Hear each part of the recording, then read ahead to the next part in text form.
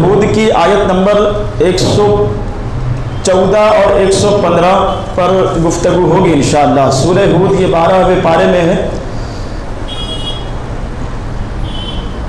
اور سورہ ہود کی آیت نمبر 14 اور 15۔ آگے بڑھنے سے پہلے محبت کے ساتھ بارگاہ رسالت میں ہدیہ درود پیش کرنے کی سعادت حاصل کریں۔ پڑھیے اللہم صلی علی سیدنا و مولانا محمد معدن الجود والکرم وآلہ الکرام وابنہ الکریم وامتہ الکریمہ وبارک وسلم صلاۃ و سلام علیک یا رسول اللہ صلی اللہ تعالی علیہ وسلم۔ وأقم الصلاة طرفي النهار وزلفا من الليل إن الحسنات يذهبن السيئات ذلك ذكرى للذاكرين واصبر فإن الله لا يضيع أجر المحسنين۔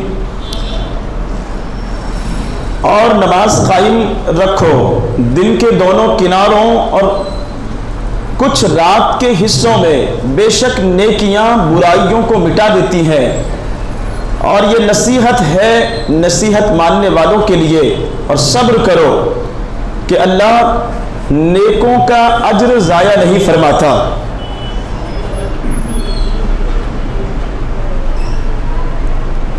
تو ترجمے سے آپ نے اندازہ لگا لیا ہوگا کہ آج جس موضوع پر ہم بات کریں گے وہ ہے نماز۔ بے شک روزوں کو بڑی فضیلت حاصل ہے، روزہ ایک باطنی عبادت ہے، زکوٰۃ مالی عبادت ہے، اور مالی عبادت ہونے کی وجہ سے زکوٰۃ کو بھی بڑی اہمیت حاصل ہے۔ حج کو اللہ تبارک و تعالیٰ کے قرب کا سب سے بہترین ذریعہ قرار دیا گیا، لیکن یاد رکھیں نماز صرف فضیلت والی نہیں بلکہ افضل ترین عبادت ہے، اور نماز کو دیگر تمام عبادتوں پر فوقیت حاصل ہے، افضلیت حاصل ہے، فضیلت حاصل ہے۔ ساری عبادتیں اپنی جگہ فضیلتوں والی ہے، لیکن نماز ان تمام عبادتوں سے سب سے زیادہ اہم اور سب سے زیادہ افضل ہے۔ اور نماز کی اہمیت کا اندازہ آپ اس بات سے لگائیں کہ روزوں کی فرضیت کا حکم، زکوٰۃ کی فرضیت کا حکم، حج کی فرضیت کا حکم یہ وحی کے ذریعے دیا گیا، یعنی اللہ تبارک و تعالیٰ نے حضرت جبرائیل علیہ السلام کو اپنا پیغام لے کر بارگاہ رسالت میں بھیجا، اور وہ اللہ رب العزت کا پیغام حضور تک لے کر آئے۔ حضرت جبرائیل کے ذریعے نماز کی فرضیت، روزوں کی، زکوٰۃ کی، حج کی فرضیت کا اعلان قرآن کی آیتوں کے حوالے سے کیا گیا، لیکن نماز کو اللہ تبارک و تعالیٰ نے، جیسا کہ شب معراج کے موقع پر آپ نے سنا اور اکثر سنتے ہیں کہ رب تبارک و تعالیٰ نے اپنے محبوب علیہ السلام کو لامکان کی سیر کرائی، جنت و جہنم کو دکھایا، کئی عجائبات دکھائے، آخر میں اپنے دیدار سے مشرف فرمایا، اور کئی انعامات سے نواز کر اللہ تبارک و تعالیٰ کی بارگاہ سے جب حضور علیہ السلام واپس تشریف لانے لگے تو اس وقت اللہ رب العزت نے نمازوں کا تحفہ امت کے لیے عطا فرمایا تھا۔ اور پھر یہ بھی آپ جانتے ہیں کہ 50 نمازوں کا تحفہ اللہ نے عطا فرمایا تھا، بعد میں 5 نمازیں کم کی گئی 9 مرتبہ، یہاں تک کہ 45 نمازیں کم ہو گئی، اور صرف آخر میں 5 نمازیں باقی رہی۔ لیکن اللہ تبارک و تعالیٰ نے اپنے حبیب سے فرمایا کہ محبوب آپ کی امت 5 وقت کی نمازیں ادا کرے گی، نماز کی جو رکعتیں تھیں وہ کم کی گئی ہے، لیکن اجر و ثواب میں کوئی کمی نہیں ہوگی۔ 5 وقت کی نمازیں آپ کی امت ادا کرے گی، رب فرماتا ہے کہ 50 نمازوں کا اجر و ثواب انہیں عطا کیا جائے گا۔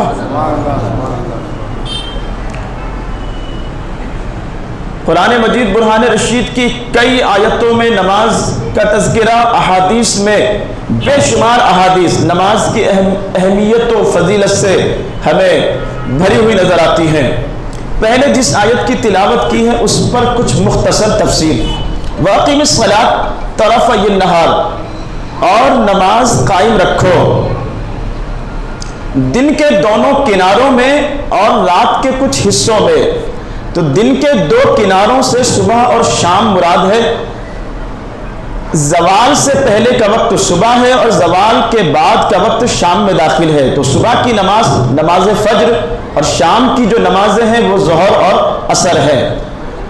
وَزُلَفًا مِّنَ اللَّيْلِ اور رات کے کچھ حصوں میں. تو رات کے حصوں سے یہاں مراد نماز مغرب اور عشاء ہے. پانچوں نمازوں کا تذکرہ اس آیت میں اللہ تبارک و تعالیٰ نے فرمایا ہے.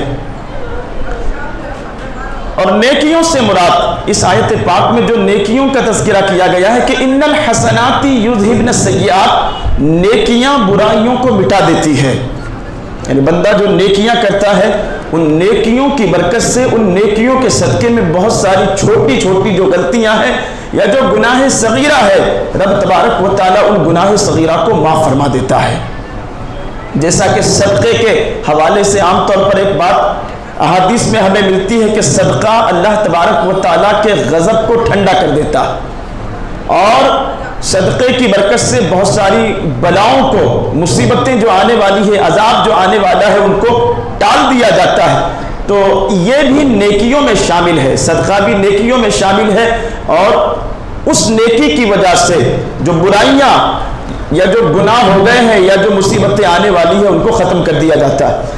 لیکن مفسرین کرام کہتے ہیں یہاں نیکیوں سے مراد نمازیں ہی ہے.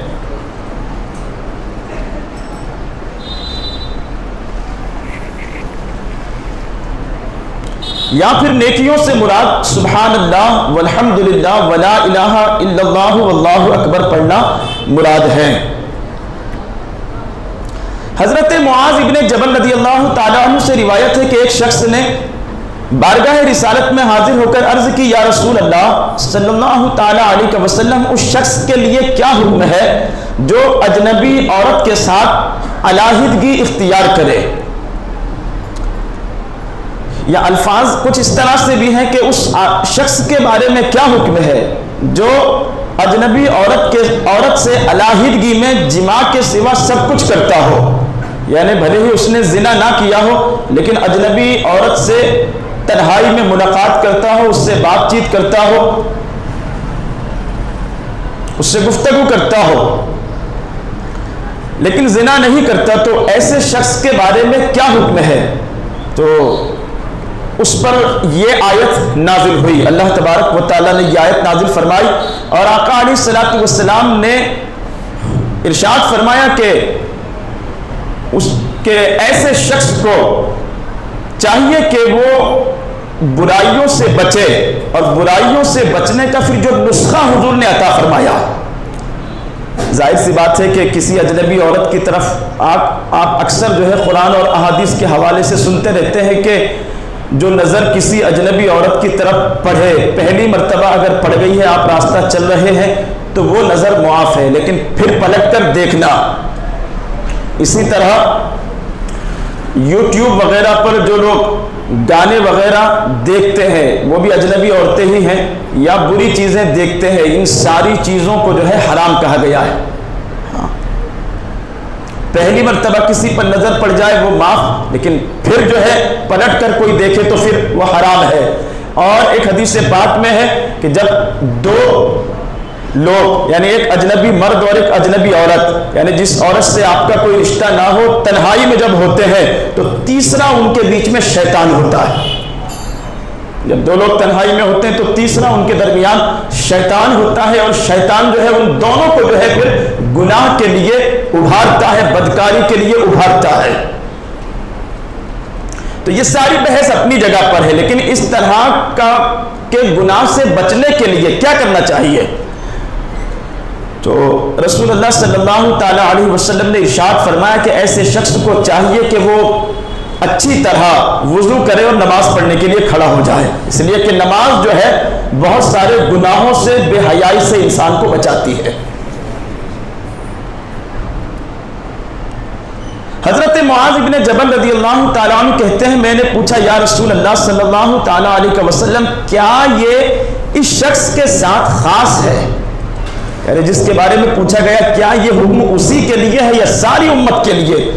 تو ارشاد فرمایا کہ یہ تمام مومنین کے لیے ہے قیامت تک پیدا ہونے والے، یعنی یہ جو حکم ہے یہ تمام مومنین کے لیے ہے جو قیامت تک پیدا ہوں گے، یہ کسی ایک کے لیے خاص نہیں ہے۔ تو اس سے مسئلہ جو ہے نکل کر آتا ہے کہ جب بھی نفس جو ہے گناہ پر آمادہ کرے، چاہے وہ کسی بھی طرح کا گناہ ہو، زنا ہو، شراب نوشی ہو، جوا ہو، برائیوں کے اڈوں پر جانا ہو، تو ایسے موقع پر شیطان مردود کے مکر و فریب اور اس کے شر سے اللہ کی پناہ مانگے، اور پھر بھی اگر آپ کو جو ہے نفس مجبور کرے یا برے دوست جو ہے مجبور کرے گناہ کے لیے، تو بچنے کا پھر جو سب سے بہتر طریقہ احادیث میں بتایا گیا ہے وہ یہ ہے کہ پھر اللہ کے گھر میں آؤ اور وضو کر لو، اور وضو کرنے کے بعد یا تو توبہ استغفار میں مشغول ہو جاؤ یا پھر نماز کے لیے مشغول ہو جاؤ۔ اس سے یہ ہوگا کہ نفس جو ہے آپ کا جو برائی کے لیے ابھار رہا تھا وہ کنٹرول میں ہوگا، شیطان کے شر سے اللہ تبارک و تعالیٰ آپ کی حفاظت فرمائے گا۔ اگلی جو بات کہی گئی حدیث پاک میں، ان الحسنات، قرآن پاک میں بھی ان الحسنات یذہبن السیئات، کہ نیکیاں صغیرہ گناہوں کے لیے کفارہ ہوتی ہیں، نیکیاں برائیوں کو مٹا دیتی ہیں۔ اس آیت سے معلوم ہوا کہ نیکیاں صغیرہ گناہوں کے لیے کفارہ ہوتی ہیں، چاہے وہ نیکیاں نماز ہو، صدقہ ہو، ذکر ہو، استغفار ہو یا اور کوئی عمل ہو۔ احادیث میں متعدد ایسے اعمال کا بیان جو صغیرہ گناہوں کے لیے کفارہ بنتے ہیں۔ احادیث میں ایسے کئی اعمال ہیں جو بندہ اگر کر لے تو اس کے سبب سے جو صغیرہ گناہ یا چھوٹے جو گناہ جانے انجانے میں ہو جاتے ہیں، ان اعمال کی برکت سے اللہ تبارک و تعالیٰ انہیں معاف فرما دیتا ہے۔ جیسا کہ حضرت ابو ہریرہ رضی اللہ تعالیٰ عنہ سے روایت ہے، رسول اللہ علیہ السلام نے ارشاد فرمایا، پانچوں نمازیں اور جمعہ دوسرے جمعہ تک اور رمضان دوسرے رمضان تک، یہ سب ان گناہوں کے لیے کفارہ ہیں جو ان کے درمیان واقع ہو جبکہ آدمی کبیرہ گناہوں سے بچتا رہے۔ یعنی ایک جمعہ سے دوسرے جمعہ تک، ایک نماز سے دوسرے نماز تک، جیسے ابھی ظہر کی نماز آپ نے ادا کر لی ہے، اگلی نماز عصر کی ہے، تو عصر کی نماز بھی آپ کا ادا کرنے کا پورا ارادہ ہے، عصر کی نماز بھی آپ ادا کریں گے انشاءاللہ۔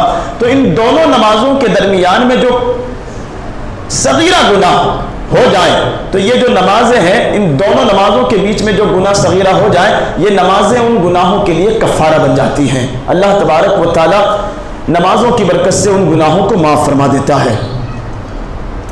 حضرت ابو سعید خدری سے روایت ہے، رسول اللہ علیہ السلام نے ارشاد فرمایا، جس شخص نے رمضان کا روزہ رکھا اور اس کی حدود کو پہچانا، یعنی روزہ رکھ کر جن بری چیزوں سے بچنا چاہیے، گناہوں سے بچنا چاہیے، لہو باتوں سے بچنا چاہیے، ان چیزوں سے بچا، تو حضور علیہ السلام ارشاد فرماتے ہیں کہ جو پہلے کر چکا ہے اس کے لیے یہ کفارہ ہو گیا، یعنی جو پہلے گناہ ہو گئے ہیں اب یہ رمضان کے روزے جو ہے ان گناہوں کے لیے کفارہ بن گئے۔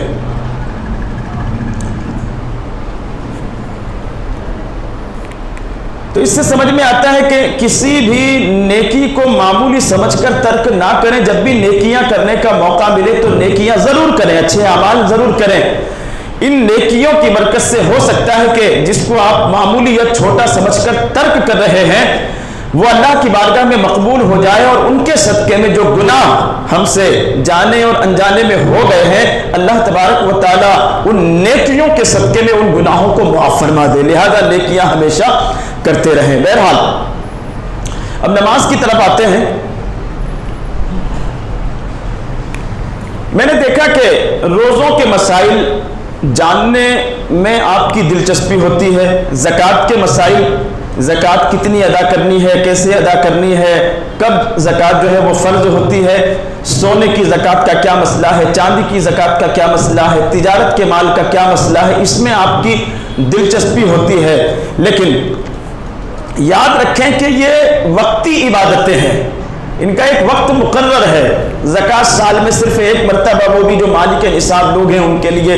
روزہ سال میں ایک مہینہ ہے، اس میں بھی جو ہے کچھ لوگ جو ہے جو معذور ہوں ان کو چھوٹ دی گئی ہے، اور حج جو ہے زندگی میں ایک مرتبہ ہے، جو استطاعت رکھتے ہوں، لیکن نماز دن میں 5 نمازیں فرض ہے ہر مسلمان عاقل و بالغ مرد و عورت کے لیے۔ سفر میں ہے تب بھی نماز معاف نہیں ہے، حضر میں ہے، گھر میں ہے تب بھی نماز معاف نہیں ہے، بیمار ہے تب بھی نماز معاف نہیں ہے، صحت یاب ہے آپ تب بھی نماز معاف نہیں ہے، یہاں تک کہ کوئی مرگی یا بے ہوشی کے عالم میں ہو تو ہوش میں آنے کے بعد جو نماز اس کی قضا ہوئی ہے اس کو ادا کرنے کا حکم ہے۔ اس سے آپ نماز کی اہمیت کا اندازہ لگائیں۔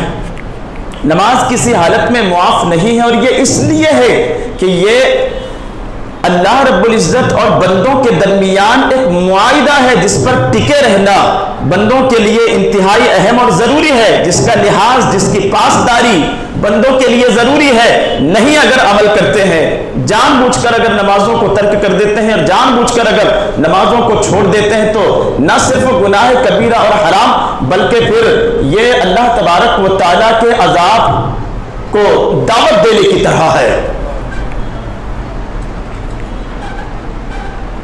لہذا ہمیں چاہیے کہ نمازوں کی پابندی رکھیں، اور ساتھ ہی ساتھ نماز جیسی افضل ترین عبادت کے لیے جو اس کا طریقہ کار احادیث میں بتایا گیا ہے، جو فرائض ہیں، واجبات ہیں، شرطیں ہیں، کن چیزوں سے نماز فاسد ہو جاتی ہے، ان تمام مسائل کو ہمیشہ سیکھتے رہنے کی کوشش کریں، بلکہ ایک ٹارگٹ لے کر چلیں کہ مجھے اتنا جو ہے آج یاد کرنا ہے۔ الحمدللہ پچھلے ایک طویل عرصے سے کئی لوگ جو ہے وہ گواہ اس بات کے، پچھلے طویل عرصے سے بخاری شریف وغیرہ اور بہار شریعت کے حوالے سے ہم نے نماز پر ہی درس کو جو ہے موقوف رکھا ہے۔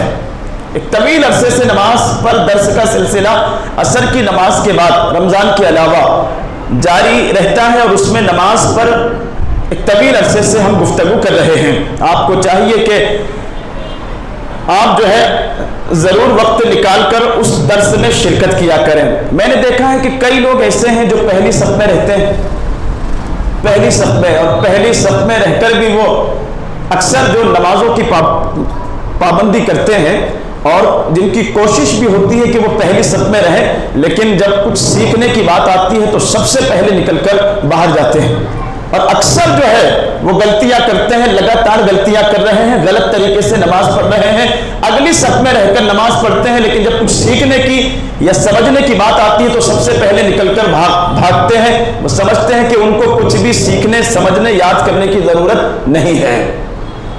تو اللہ تبارک و تعالیٰ ایسے لوگوں کو ہدایت عطا فرمائے اور علم دین سیکھتے رہنے کی توفیق عطا فرمائے۔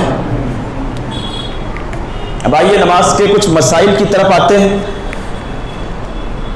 نماز شروع کرنے سے پہلے 6 باتوں پر عمل کرنا ضروری ہے، جنہیں شرائط نماز کہتے ہیں۔ یہ میں پہلے بھی بتا چکا ہوں، یہ موٹی موٹی باتیں ہیں، ان کو آپ آسانی کے ساتھ میں یاد کر سکتے ہیں۔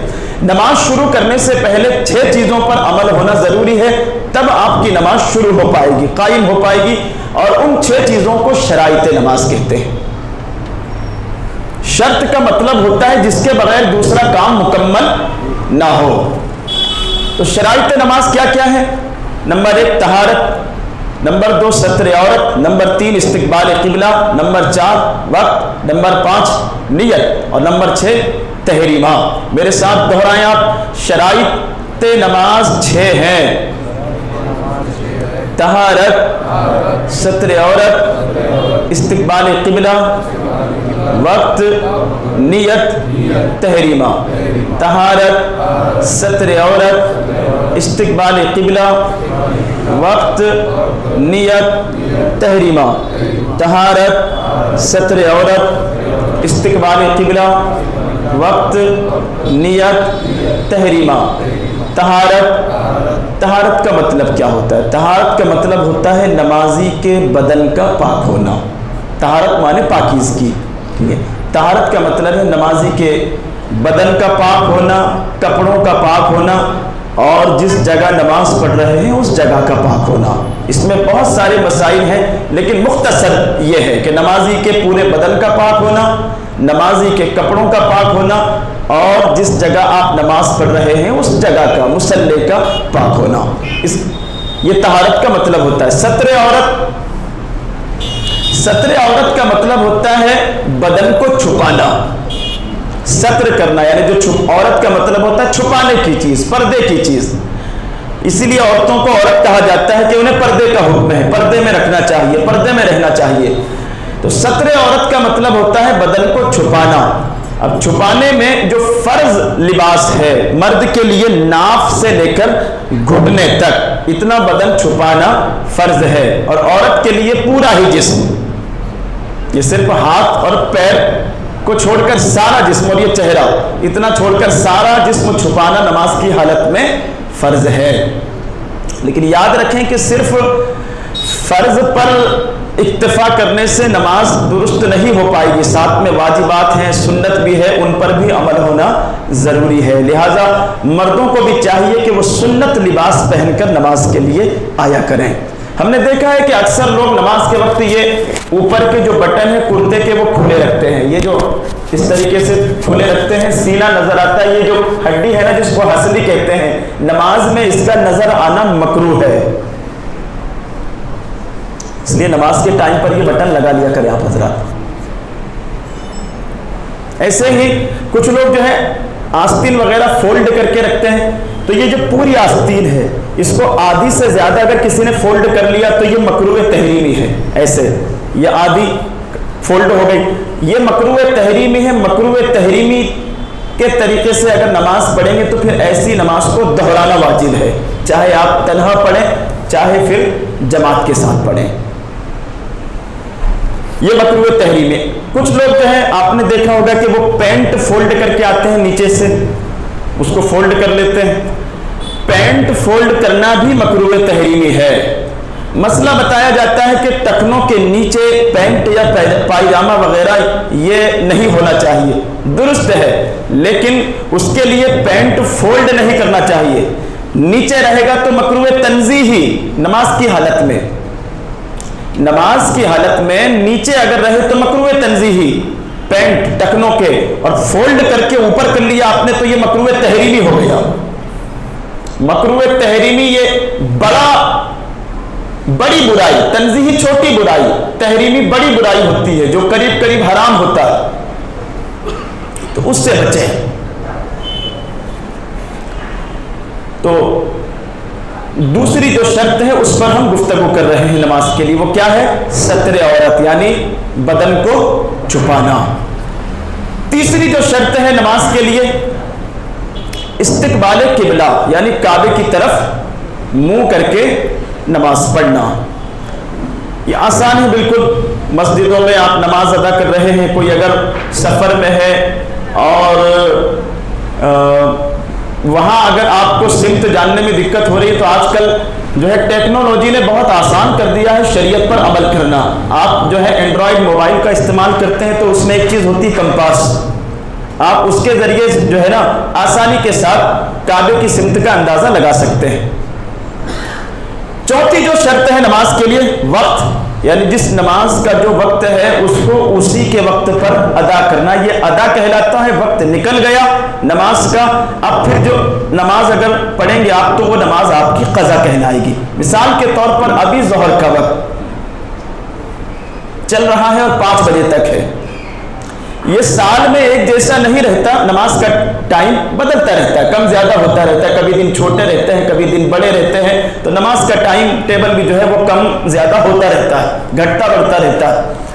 تو آج کی تاریخ میں اگر ہم ظہر کی بات کریں تو زوال کے بعد سے ظہر کا وقت شروع ہو جاتا ہے، مطلب یہ کہ 12:30 کے بعد سے ظہر کا وقت شروع ہو جاتا ہے جو رہتا ہے 5 بجے تک۔ اس درمیان میں آپ کبھی بھی پڑھیں تو وہ نماز آپ کی ادا ہی کہلائے گی، لیکن جماعت کے ساتھ پڑھنے پر زیادہ ثواب، جان بوجھ کر جماعت چھوڑ دینا حرام،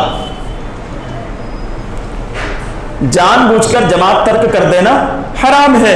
لیکن مان لیجئے کہ کسی سبب سے آپ کی جماعت چھوٹ گئی، سفر میں تھے آپ، جماعت میں شریک نہیں ہو سکے، کہیں باہر تھے جماعت میں شریک نہیں ہو سکے، اسپتال وغیرہ میں تھے جماعت میں شریک نہیں ہو سکے، لیکن آپ کو اب ظہر پڑھنا ہے تو قضا پڑھنے کی ضرورت نہیں، زوال کے بعد سے 5 بجے تک آپ جب بھی ظہر پڑھ لیں گے وہ آپ کی ادا ہی کہلائے گی، اور جیسے ہی 5 بج گئے اس کے کچھ منٹ کے بعد عصر کا وقت شروع ہو جاتا ہے۔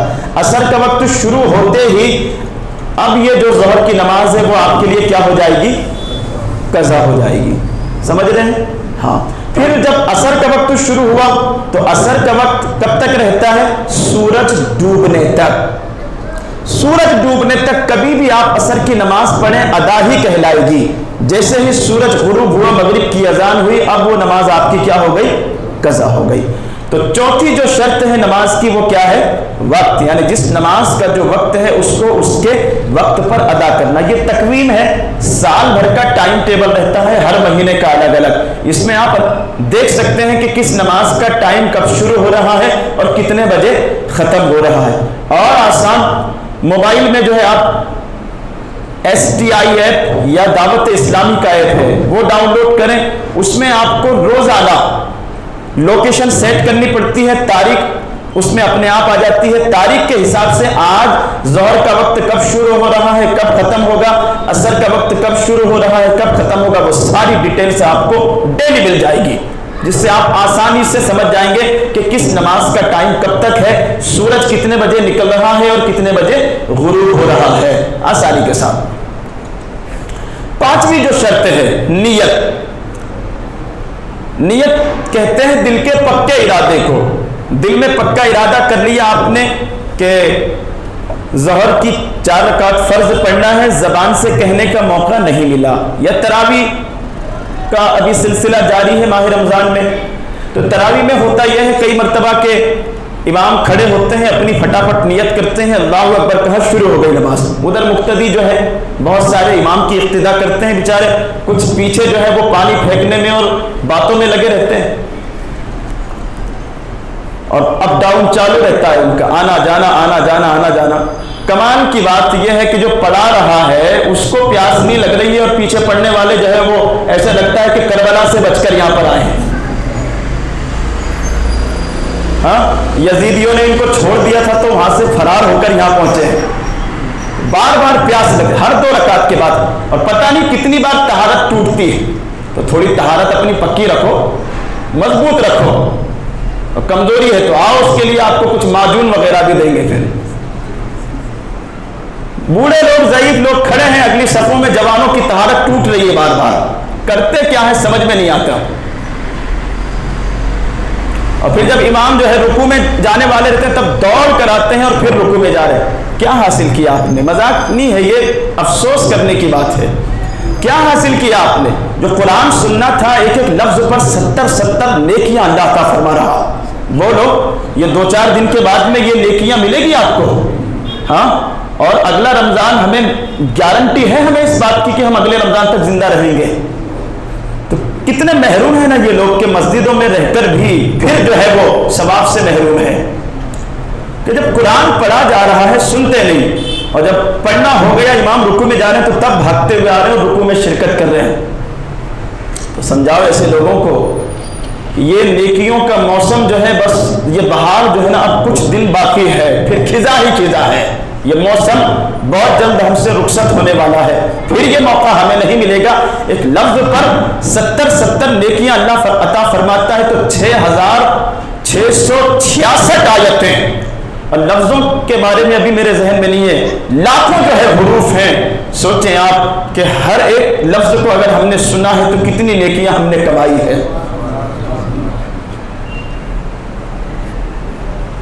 تو بات چل رہی تھی نماز کی 5ویں شرط نیت۔ نیت کرنے کا آپ کو ہر 2 رکعت کے بعد موقع نہیں مل رہا ہے، لیکن دل میں آپ کا ارادہ ہے کہ میں نماز تراویح ادا کر رہا ہوں، امام نے اللہ اکبر کہا، آپ بھی امام کے ساتھ اللہ اکبر کہہ دو، نماز شروع ہو گئی آپ کی۔ رہتا ہے نا کچھ لوگوں کے ذہن میں کہ نیت کرنے کا موقع نہیں مل پاتا۔ ہم تو کوشش کر رہے ہیں الحمدللہ کہ قرآن کو قرآن کے حساب سے پڑھا جائے۔ بہت ساری جگہ حافظ لوگ کیا پڑھتے ہیں ان کو ہی پتا، اور لوگوں کو اتنا بھی موقع نہیں دیتے ہیں کہ وہ کم از کم نیت ہی درست طریقے سے کر لے، یا نیت کرنے کے بعد ثنا پڑھ لے، اتنا بھی موقع نہیں دیتے۔ تو اگر آپ کو نیت کرنے کا موقع نہیں مل پا رہا ہے تو صرف اللہ اکبر کہو، نماز آپ کی شروع ہو جائے گی۔ لیکن خیال رکھیں پتہ ہونا چاہیے کہ فرض پڑھ رہے ہیں کہ سنت پڑھ رہے ہیں کہ نفل پڑھ رہے ہیں، اتنا آپ کو علم ہونا چاہیے۔ یہ نماز کی 5 شرطیں ہو گئی۔ نماز کی 6ٹھی شرط ہے تحریمہ۔ تحریمہ کا مطلب کیا ہوتا ہے؟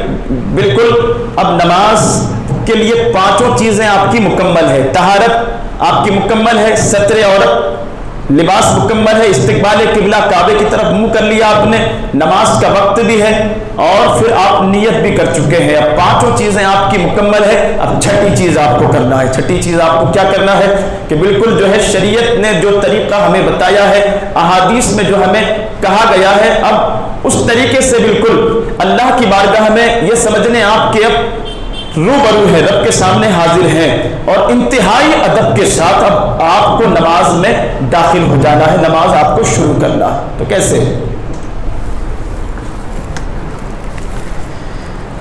یہ کھڑے رہیں گے آپ، تو یہ پیر دیکھیں میرے، دونوں پیروں کے بیچ میں کتنی جگہ ہے؟ ہاں ایسے ہی کھڑے رہیں۔ ایسے بہت سارے لوگ ایسے پیر پھیلا کے کھڑے رہتے ہیں۔ یہ طریقہ خلاف ادب بھی ہے اور خلاف سنت بھی ہے۔ اللہ کی بارگاہ میں حاضر ہے تو پھر یہ کیا طریقہ ہے؟ یہ تو گنڈا گردی لگ رہی ہے نا دیکھنے سے ہی۔ ادب سے کھڑے رہو ایسے، اور نگاہ کہاں ہونی چاہیے؟ آپ کی سجدے کی جگہ پر۔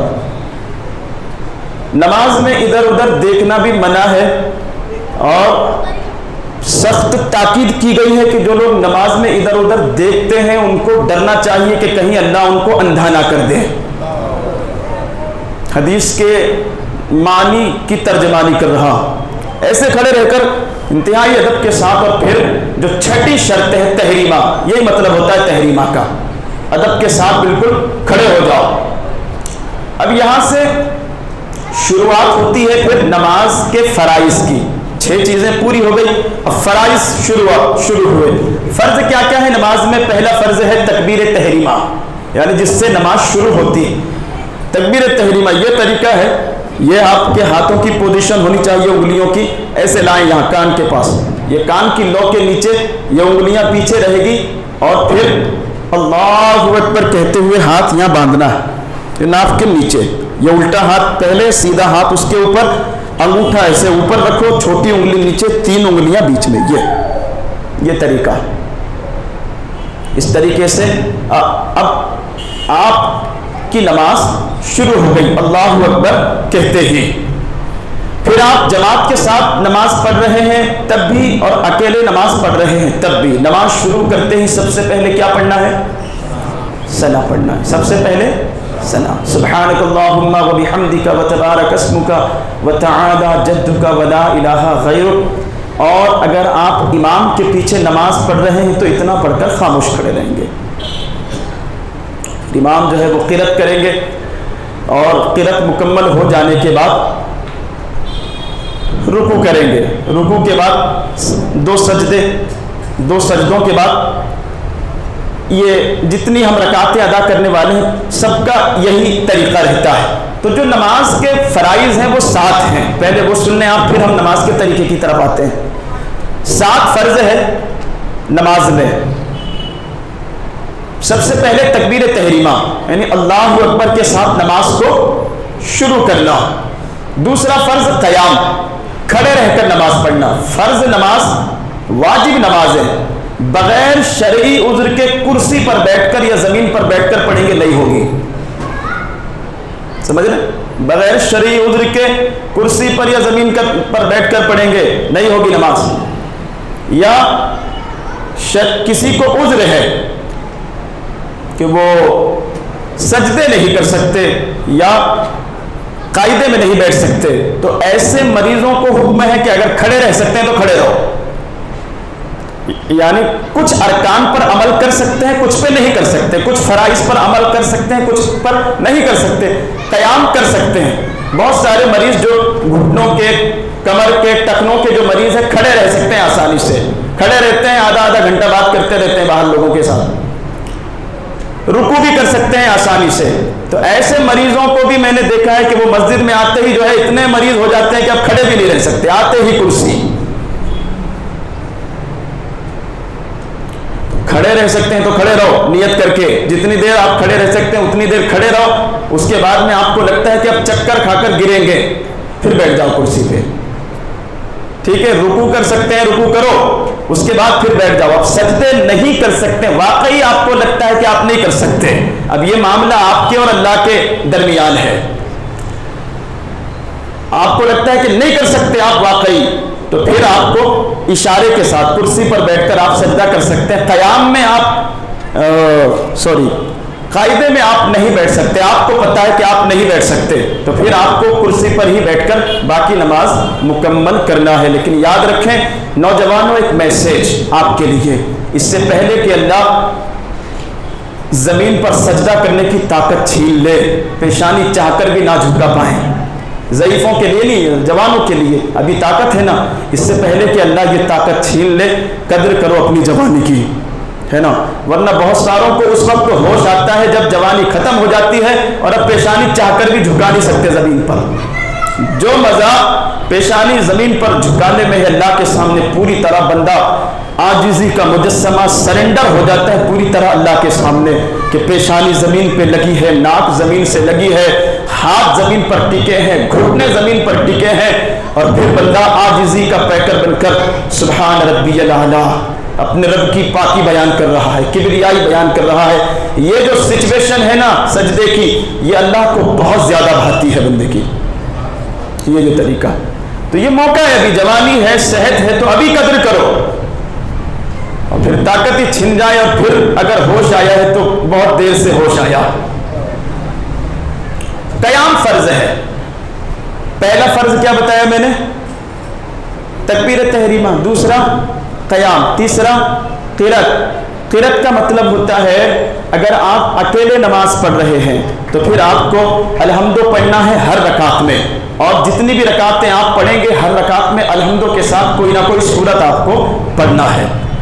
لیکن 4 رکعت والی فرض نماز ہے اگر، تو 4 رکعت والی، جیسے ظہر 4 رکعت ہے، عصر 4 رکعت ہے، مغرب میں 3 ہے، تو جو 4 رکعت اور 3 رکعت والی فرض نمازیں ہیں اس میں 2 ہی رکعتوں میں الحمدو کے ساتھ سورت پڑھنا ہے، جس کو بھری ہوئی کہتے ہیں.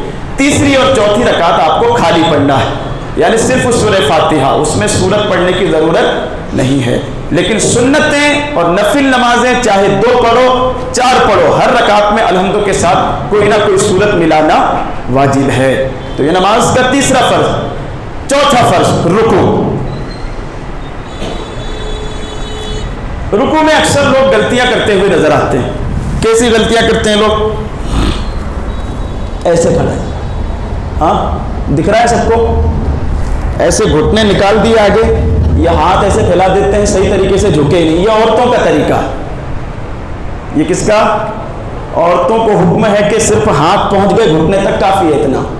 مردوں کا طریقہ اس سے الگ ہے. مردوں کا طریقہ یہ ہے کہ پیر سیدھے رکھو. کچھ لوگ گھٹنے ایسے آگے نکال دیتے ہیں، ایسے ایسے ہلاتے رہتے ہیں نماز میں، سے لگتا ہے جھولا جھول رہے ہو. ہاں سیدھے بالکل ٹائٹ. اس کو پیچھے کرو.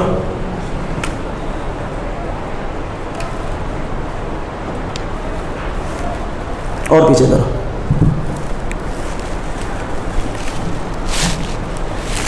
دیکھیے یہ پیر ہے نا جو آپ کے، یہ بالکل نماز کی حالت میں یہ پیچھے سے، یہ جو ہے نا بالکل سیدھے رہیں گے، بالکل ذرا سا بھی آگے نہیں کرنا اس کو.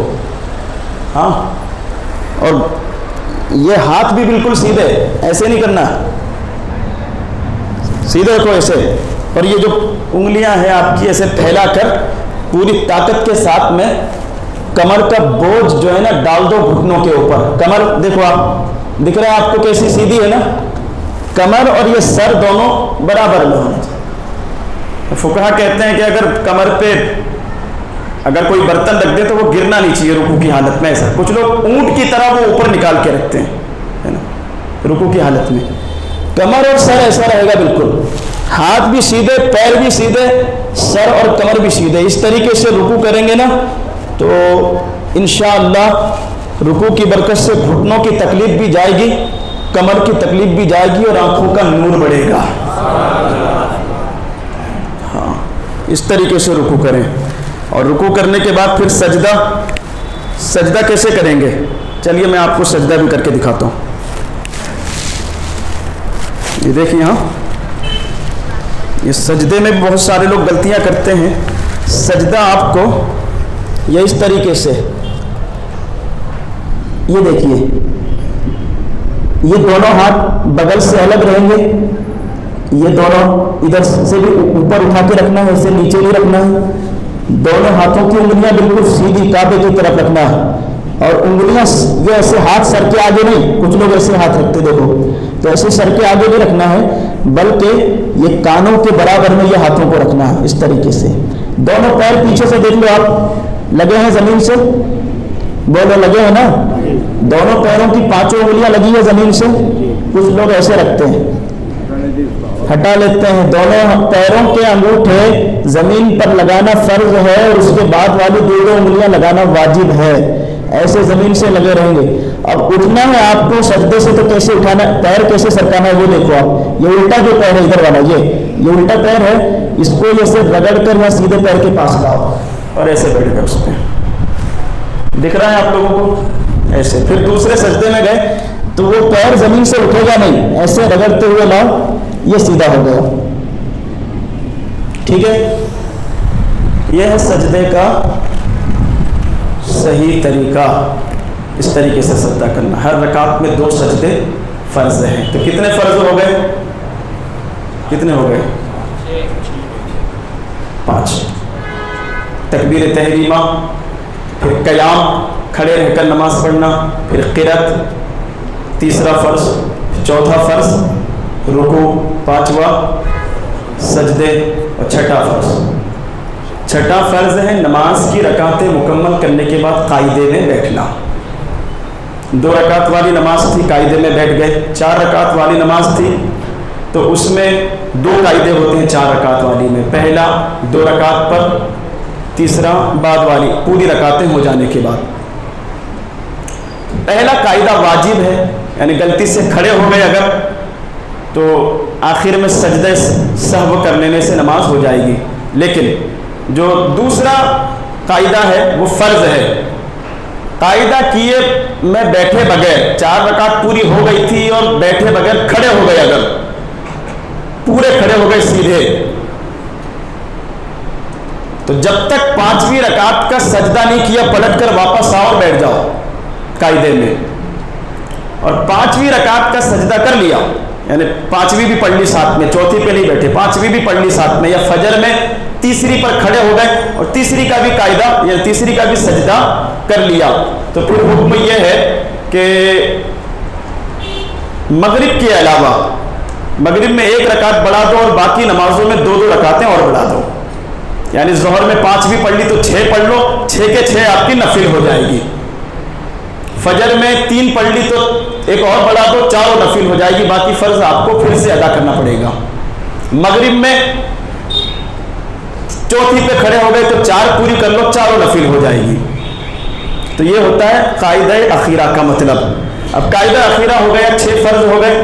7واں فرض، قاعدے میں بیٹھنے کے بعد التحیات، درود ابراہیم، دعائے معصورہ. التحیات پڑھنا واجب ہے، درود ابراہیم پڑھنا مستحب ہے، دعائے معصورہ پڑھنا بھی مستحب ہے.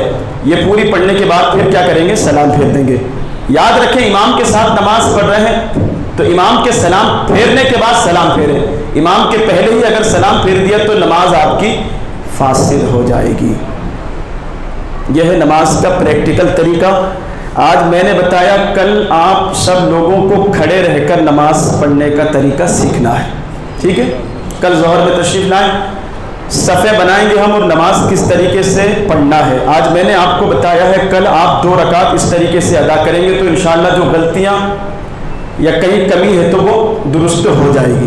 ٹھیک ہے، اللہ کریم کی بارگاہ میں دعا ہے ہم تمام کو سنت نبوی کے مطابق نمازوں کی توفیق عطا فرمائے. آمین بجاہ نبی کے مرسلین.